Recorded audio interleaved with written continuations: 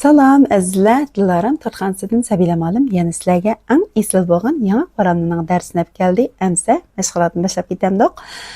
Bunun ketirgan materiallar bo'lsa, adat kundan 900 gram, sodadan 5 gram, podafindan 5 gram, seriq maydan 250 gram. Yana bir dasqi bo'lsa, dannayudan 300 gram, anadekin xam qaymaqdan 300 gram. Mushu nasla yana bir dasqa canlandı. Anandakin tuxumning seriqidan 2 tal. Tuxumning seriqidan 2 tal jumi. Mush naslarni başta quruq turdagi naslarni mushu sarmoy bilan, masalan, soda, podafin, un degandek naslarni sarmoy bilan billa qo'limizdan alqin orqali bunday aralashtirib talqon qilib olamiz. Talqonlab bo'lgandan keyin uning keyindan qolgan dasqa janlagan suyuqlik materiallarni hammasini qo'limiz bilan aralashtiriblam.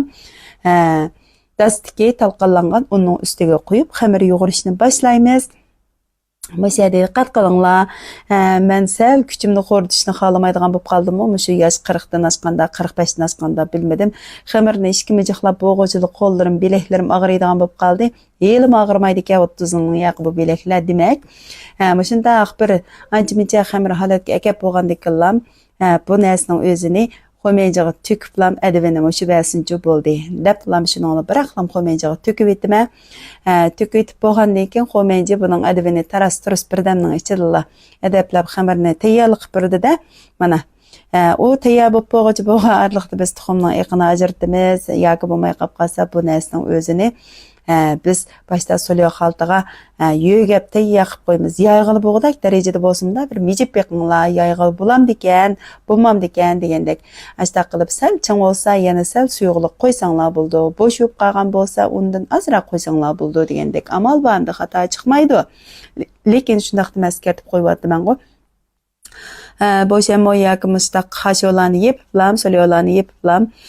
Biz tindirishga qo'yamiz. Amsa buni ichiga etib tursin. Endi biz tuxumning iqini ajratamiz. Tuxumning iqi 180 gram, shekaringiz 180 gram, 380 gram. Tuzingiz 3 gram. Mushu 3 materiallarni pakiz yuyilgan shanayga qatsin apaq ko'ptirib rishalat kelgan vaqtda bayiqi xamirimizni, tingan xamirimizni yeyib, film uzrab ketmasligi uchun beknim quvvatmadim. 200 gram atrofida uzuslar 350 gramdan 200 gram atrofida uzib bo'lgandan keyin shundaq to'chasa uzunchag'aroq qilib lesning uzunligi daimli 60 sm uzunlikda yabinsa 55 sm uzunlikda yeyib, kengligini 40 santda atrofida qilsanglar bo'ldi, yoki 35 santda atrofida yaysanglar bo'ldi. Rishalini mushningga nim qilasizlar. Anadekin yana bir dasqa yong'oq mig'izi, anadekin badam uni muvofiq miqdorda har bir nimaning o'ziga sizlar taxminan 130 gram atrofida yong'oq mig'iz to'g'rilasanglar bo'ldi. Zo'lingni necha gram kelgan bo'lsa, shu har bir parchasiga 130 gram atrofida yong'oq mig'iz to'g'rilab, anadagi uni badam uni bilan 100 gram atrofida shu umumiy janlagan mig'izinglarni ichiga 100 gram atrofida badamdan aralashtirib, uningga yana kokofon qilsanglar, mig'izmi aniq ko'rindi, mana to'g'ralgan mig'izlar ichidan aniq ko'rindi.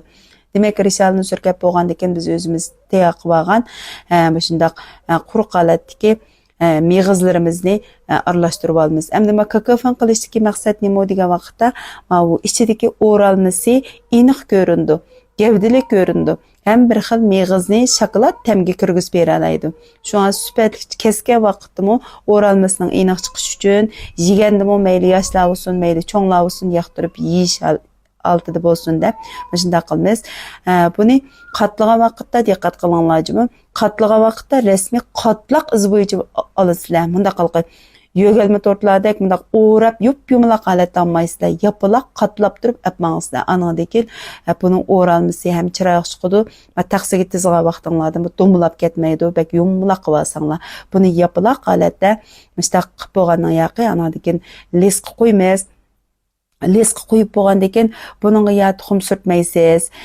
Tuxum surtib yong'oq mig'iz qildim desangizmi, o'mishingiz, ixtiyoringiz. Yoki bo'lmasa xo'asa mig'iz qilman desangizmi, u ixtiyoringiz. Men sizga maqsadimda ma'qul usulni deb berdim. Qaysi xil usul bo'yicha qo'llansangiz bo'ldi.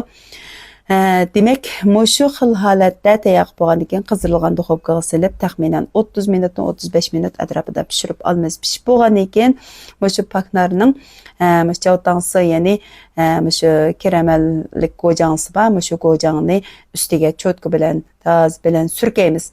Surkab bo'lgandan keyin uning keyindan bir gazetdak bir narsalarni ustiga qilamizlar, ya listlarning ustiga qo'yamizlar.